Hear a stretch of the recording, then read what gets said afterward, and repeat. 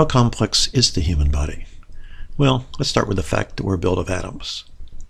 Suppose we could enlarge these tiny atomic bricks by 10 million times so we can see them.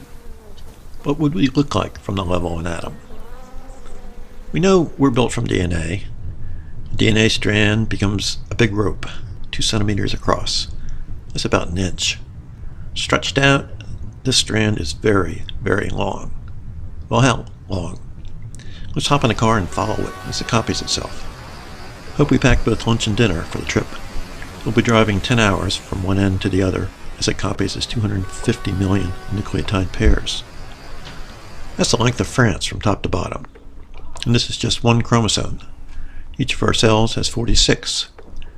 If we were to add up all the DNA in one cell, in our large model, the DNA would stretch halfway around the Earth. How does this all fit into a cell? It has to coil up very, very tight, as seen in this animation of Drew Barry. 46 huge coils pack into the cell's nucleus.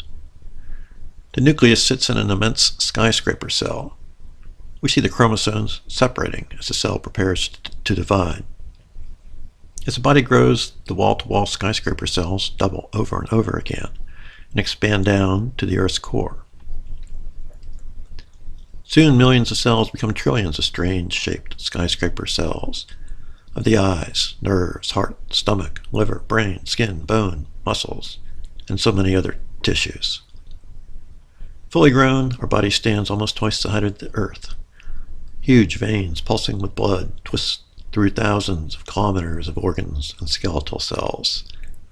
The body megalopolis contains 40 trillion skyscraper cells composed of our dancing atomic bricks. In our actual body, the collective length of DNA in our 40 trillion cells would circle the solar system twice. In our model of 10 million magnification, the DNA rope would stretch 100,000 light years across the diameter of the Milky Way galaxy. Big enough?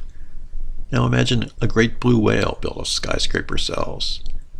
It has 4 quadrillion cells in dozens of Earth-sized masses.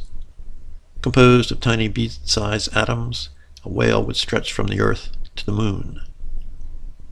Or consider a sequoia tree built of these water and carbon dioxide molecules. A tree grows from one set of DNA strands. About the DNA, tiny atomic bricks are organized into a mass of unbelievable size. Enlarged by 10 million times, the sequoia's skyscraper cells form a tower 100 times the height of the Earth and span the diameter of the Sun. And what directs the motion of our atomic bricks to form these gargantuan constructions? A few strands of molecular rope called DNA? Or is something else going on? Could life be a mysterious organizing force that conventional science has yet to acknowledge? If you think it's time to think outside the box, you're in good company. As a Nobel Prize physicist, Erwin Schrödinger, asked, "What is life?"